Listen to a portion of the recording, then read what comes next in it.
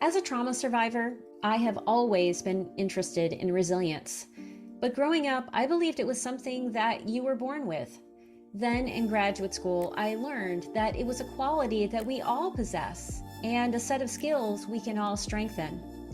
Most of my resilience has come from writing and seeing myself in new ways by confronting the stories I've always told myself. The more I did that, the stronger I became, and I've dedicated my life to helping others do this work. This podcast is for anyone who wants to understand their story and how to revise it, because when we do that work, we change the world. Have you ever written something about your childhood that felt personally rewarding but didn't quite connect with readers? Did they like some parts of your writing voice but not others? Are you struggling to capture a very young narrator's voice while imparting your adult wisdom? And if you're writing a coming of age memoir that spans decades, how do you know whether the problem is related to your writing voice or if you're starting in the wrong place?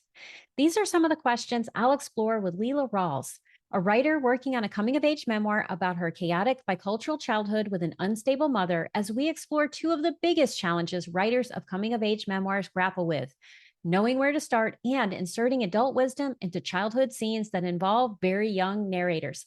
Let's go ahead and dive in. Hey, writers, have you written a draft or two of a memoir only to feel completely lost? Do you wonder what the story really is or how to structure it? Or have you received competing advice from some people who love certain parts of your story while others don't? Or worst of all, have you been ghosted by agents and editors or received the cryptic, great writing, but just not for us email? Most writers think the answer is diving deeply into their pages. But to figure out what's missing, what needs to be retooled, and what needs to be tossed, you need a bird's eye view of your manuscript. That's what I'll provide in Camp Structure, my proven program that will help you understand how stories work, decide what parts of your life actually belong in your book, and develop a clear path through the revision landmines most memoirists face. As a member of Camp Structure, you'll benefit from expert coaching, membership in a motivated cohort, monthly Ask Me Anything office hours, and instruction that will help you finish this book and the next one. So if you want to feel confident about the story you're telling, clarity around how to write it, and the focus needed to get the job done, sign up for Camp Structure by clicking on the link in the show notes. Camp begins on Tuesday, September 10th, which will be here before you know it, so be sure to grab your spot. Well, hello, Laila. Welcome to the Writing Your Resilience podcast. I am so happy to have you on today. Hi, Lisa. I'm really excited to be here. Thank you for having me. Well, I'm honored because you are a member of my newsletter community, which is amazing. And I love getting to interact with my newsletter followers in this way because, well, I have a lot of different bigger writers, established people who've already got books out. I think it's really important to hear from people who are in process. And you are in process. So before we get to your question, what would you like us to know about you and your project? So I've been a teacher for almost 15 years, which has been my passion and joy. Loved working with them, helping them find their voice, their place in the world. And I'm taking a sabbatical this year to find my own voice and to focus on my own writing. I'm writing a memoir about my unconventional childhood with an unstable mother and the aftermath of that. And I'm excited to share that it is taking shape and there's light at the end of the tunnel. That is always exciting when you see light at the end of the tunnel. So, how long have you been working on this memoir? So I started writing 30 years ago, but that was more private writing that really just helped me figure out some of the issues that I was dealing with and the messiness of life. And it's taken different shapes since then. I know all about that. It takes so long, especially when you're writing memoir. So I tell people this all the time. You know, fiction, it has its own challenges, that's for sure. But when you're writing fiction, you get to make things up. When you are writing memoir, you are truly trying to describe your face without looking in the mirror. And it takes so much more time to do that. So, yes, 30 years, that makes total sense to me. And I love that you're finding your voice. And it seems like voice is a little bit related to the question that you have. Yeah, so what I've been struggling with is how to gracefully, artfully incorporate the adult reflection without interrupting a child narrator and the scene. Mm-hmm.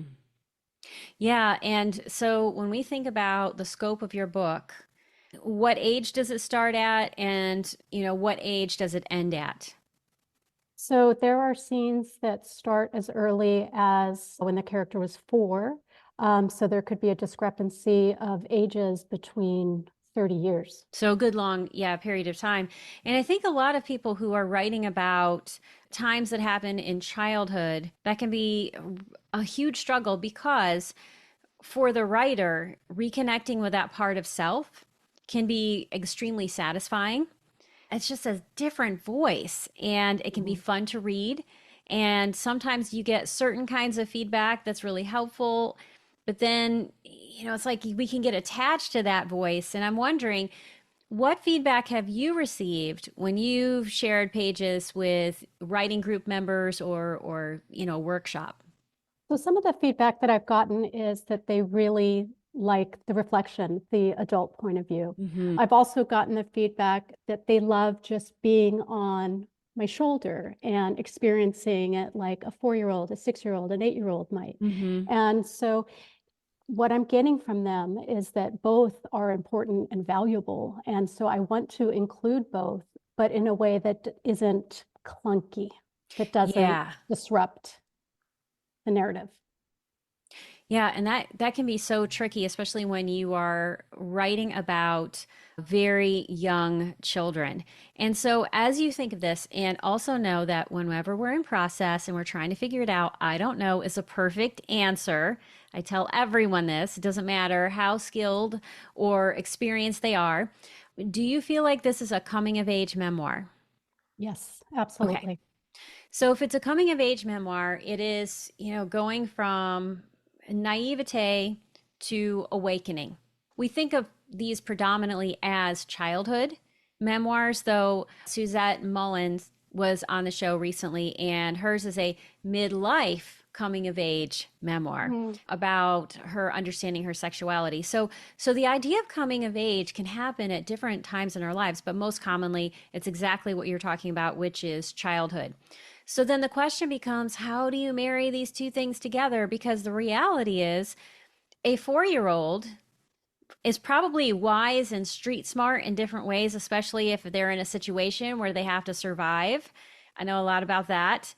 But they don't have the cognitive reasoning at that time to make sense of things. So you, as the writer, have to hold space for the meaning making. And there are a few different ways that you can go about this. And I'm going to name a bunch of books. So if you're listening and you're like, wait a second, I might miss some of these books, it's all going to be in the show notes. So just relax, it's in the show notes. But I have this giant pile next to me. And we're going to talk about how you do this. And so here's one of the first things you want to think about, especially with really young narrators. Are you starting in the right place? And you may or may not know that answer.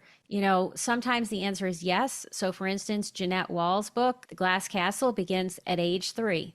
That was the perfect age for that to begin because it begins with this high stakes moment when she is burned while cooking hot dogs. And it also shows the unbelievability of the life that she was living already at age 3. Sometimes, though, these early formative experiences actually work best as a flashback. So that's one of the first things we want to think about is, are we starting in the right place? Especially if, as you think about, the time span of your memoir, it's spanning decades. So anytime a book is spanning decades, that's a red flag to say, am I starting in the right place? And how am I going to use time in such a way that I don't have a 180,000 word tome that I can't even get through, let alone a reader? I see you Yeah, nodding your head. You want to say something about that? you're absolutely right. I think that is the challenge when you're dealing with so many years about what should go in, what should not be included, and absolutely where to start and starting in the right place. So I'll be looking at that.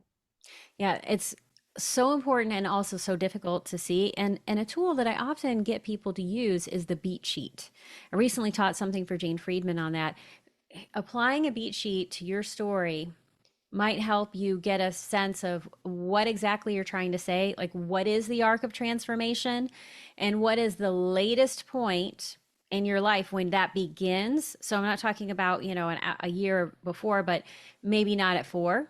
So that's Mm-hmm. one thing to think about is, Mm-hmm. are you starting in the right place? But if the answer is yes, I am starting in the right place, what voice do I need to use so that I can reconcile, the things that the writer at her desk, which would be the voice of experience, needs to share versus the character who's going through things on the page. And Mm-hmm. so there are a few different ways I want you to think about this. So there, and this is kind of a big global way of thinking about it. And that is writing with wisdom versus reflection. Okay, so writing with wisdom means every sentence that you write is infused with the adult narrator and the adult writer's wisdom. So, for instance, even though you're writing a 4-year-old character, the meta of all this is that we know an adult is writing this. Mm-hmm. And there are a few different ways that you can accomplish this. One is prologue. Sometimes having a prologue at the beginning of your book can help signal to the reader, hey, you might read about me at a younger age, but don't forget, adult me is writing this book. So the Glass Castle has a prologue, and that's one way that you can do it. So thinking in terms of, do I need a prologue or not? But not every book has a prologue. So for instance, This Boy's Life by Tobias Wolff, that does not have a prologue. Neither does Autobiography of a Face by Lucy Grealy. So those are 2 other coming of age memoirs that don't have prologues. So you don't necessarily have to have it, but you have to be able to communicate and convey that an adult is telling the story. So I'm going to give you a couple of different examples. So this is writing with wisdom. That's the thing we're talking about right now. So in Autobiography of a Face by Lucy Grealy, this is a great book about her experience of having cancer, and it creates a massive disfigurement in her face. And she's a fantastic writer. She uses tense. So this is from the prologue from her book. My friend Stephen and I used to do pony parties together. The festivities took place on the well-tended lawn of the vast suburban communities that had sprung up around Diamond D stables in the rural acres of Rockland County. Sometimes when we are writing a very young narrator, as a writer, we will have this inclination to write in the present tense because it feels very alive and we get really connected to it. But sometimes the past tense can be your friend. Also, Mary Karr does some great work in her memoir, The Liars Club. So if we get this out and I go to her prologue, and she has something else that I'm going to share with you, she signals right away, even though this is chapter 1, no prologue, my sharpest memory is of a single instant surrounded by dark. Mm-hmm. Bam. Mm-hmm. We know right away an adult is sharing this. We are going into memory. And then she goes straight into it. I was 7 and our family doctor knelt before me where I sat on a mattress on the bare floor. He wore a yellow golf shirt, unbuttoned so that sprouts of hair showed in a V shape on his chest. So you see, she gets us right into scene. We're in a moment, but that first line elegantly tells us Mm-hmm. that we're writing with wisdom. That's great. I'm really looking forward to reading these books and looking at the specific examples that you're talking about and seeing how I can apply that to my own writing. Well, wonderful. So these are some good ones. And then I want to talk about reflection. So what is the difference between writing with wisdom and reflection? So when you're writing with wisdom, you are holding space at every sentence for the fact that an adult is writing this no matter the age of the character in the scene. And so Mm-hmm. again, word choice, tense can help with that, and just even the phrasings you use. And so a way to figure this out might be to take a couple of these books and handwrite the openings and notice the choices that the writer has made that help us understand this is writing with wisdom. Okay. Reflection is the thing that we are all told we need to do. And yes, your memoir very much needs that at times. But this is the difference. When we're reflecting, we are letting the reader know that the writer at her desk has something to say to the effect of, Dear reader, now that you have read this excerpt of my life Mhm. story, let me tell you what you need to know. And sometimes people will try to do this in a variety of different ways that are not elegant. And they tend to get us in trouble, especially if there is a big discrepancy between young narrator on the page and then suddenly this adult is, chiming in. Prologue tends to help with that, but it's not the only thing you need to do. So sometimes books have almost no reflection. So that is a choice you can make. Does it always work? No, but I'll give you two examples that have very little. So The Glass Castle, zero reflection. There is a prologue and an epilogue that kind of frame the story. And that's, really in the adult space outside of story present. The rest of it is here's a story and let's go. Wow, I didn't realize that. I've read it, of course, but Yeah. Yeah. Read it again and you will see yeah, zero reflection. okay. But she writes with a lot of wisdom. We feel like an adult is pulling us through a story. And it's very Mm, much a story. She's very in control of that. And it's very easy to create a beat sheet around this book because it's clear that she is in control of the story. And then Tobias Wolff's book, This Boy's Life, they were both written in the 1990s around the same time. One main line of reflection in the whole book. Yeah. wow. He writes with wisdom that you can tell this is not a child writing this is an adult looking back, but you also feel the child.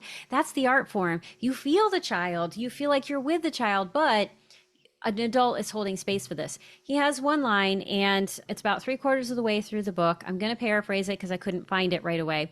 But he's really recognizing that his father has abandoned him.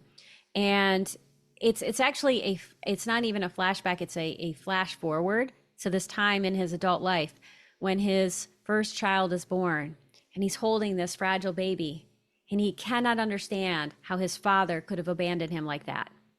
So that is a moment of reflection and it strengthens what's going on around it.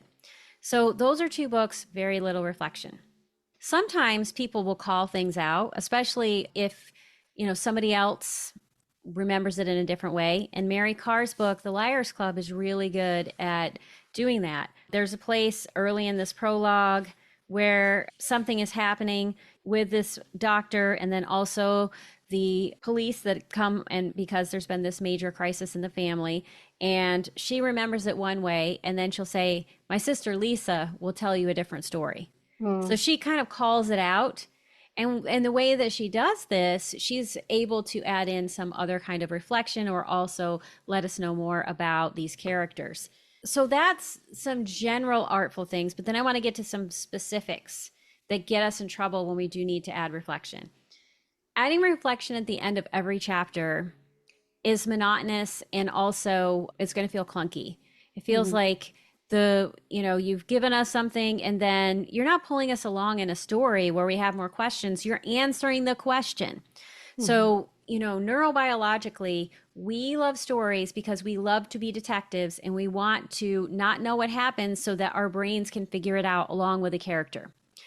That's how dopamine gets released in the brain, which is part of the reward center, and it's what keeps us reading a book. So if you are constantly reflecting at the end and making sense of what happens, we have no reason to keep reading because you've answered it. yeah, yeah. So that's something you want to watch out for. Though, are there occasional times where you may have to add some reflection at the end? Yes.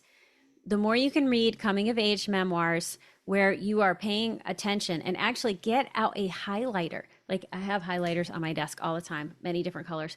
Get out this highlighter, get your copy of the book, and if you want to have a special copy for your bookshelf, you can. Mine are so dog-eared and Mhm, annotated and highlighted.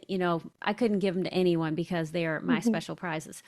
But, highlight every time you see reflection and then ask yourself, what is this writer doing? mhm. And why is that here? How does it enhance the story? Yeah, that's Because fantastic. sometimes you can actually enhance the story without using reflection by adding in flashback. Mm-hmm. So that's why I say, if you have all of this material that's written, and maybe, the story really starts when you're 13, I don't know, but I'm just, then something happens, in the story after the age of 13, and it relates to something when you're 4, putting that moment when you're, I don't know, let's say 18, and something weird happens in terms of, a reader's going to be wondering, why did she react that way? That doesn't make sense. And then you put in the flashback, you don't have to do as much reflection. So Right, because it already makes sense to the reader. exactly, you've provided the context, Mm-hmm. and then that's a way that you can eliminate some of that reflection. But if you do need reflection, it should not be put inside a scene. That's the Mm-hmm. point when it really gets us into trouble. So write your scene, and if you must add reflection, it either should go before the scene, like, hey, let me set this scene up so that you have a sense of why I'm going to tell you this, or tell us something after the scene ends. But think about, do we need to know it? Mm-hmm. Or will we spoil the mystery? Mm-hmm. That's great. Thank you for sharing that. I'm going to get a highlighter ready near my bedside table as I'm reading. Yay! I'm clapping here if you're listening and you're not watching this, because yes, you want to have highlighters, you want to be an active reader, especially when you're writing a book. Well, what other thoughts do you have on this topic? It's giving me so much to think about. My head is almost exploding with all the opportunities that I have in my own project. Well, and I love that. I always love giving people more than they need, but sometimes that can feel like a lot. So, what is one thing that you want to take away from this conversation? I don't know. There's so much, honestly.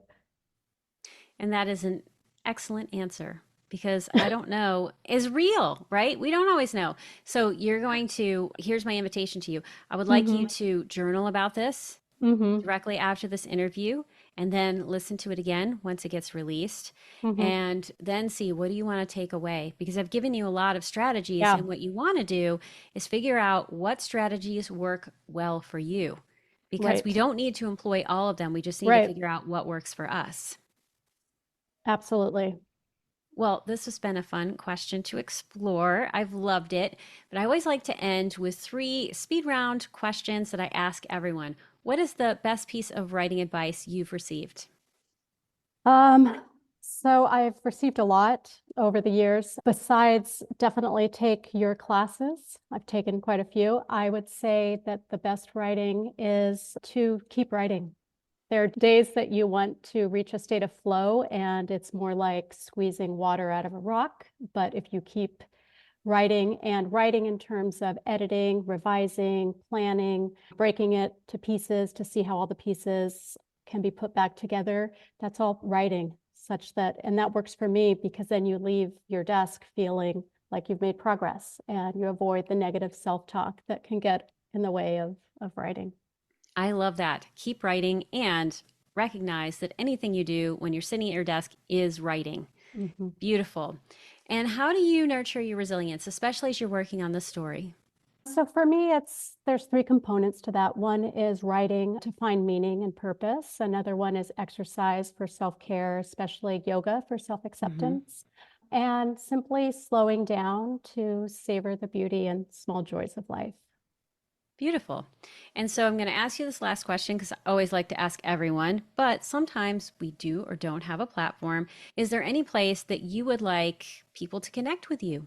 I'm on Substack and Instagram, Lila's Nook. You can find me there. Beautiful. And so that will also be in the show notes. And so I hope that you connect with Laila, because the more we connect as a writing community, the stronger we all get, and the more we are willing to show up for all of the different ways that we can write. Absolutely. Thank you so much, Lisa. Well, thank you so much for being on the show. It has been an absolute pleasure. Thank you. Are you a writer who struggles with doubts? Do you wonder if your stories are good enough? Do you wish you had some simple tricks that would make the writing life just a little bit easier? Become part of my Writing and Resilience community by signing up for my newsletter. As a thank you, you'll receive a free copy of Write More, Fret Less, 5 brain hacks that will supercharge your productivity, creativity, and confidence. The link is in the show notes. That's it for today's episode. Before you leave, I would love your help spreading the word about this podcast. You can do this in a few very simple ways. Click on the subscribe button in the upper right-hand corner, then leave a 5-star review. You can also let me know what you think or share ideas for the podcast by connecting with me on Facebook, Instagram, LinkedIn, or through my Writing Your Resilience newsletter, which you can have delivered directly to your inbox.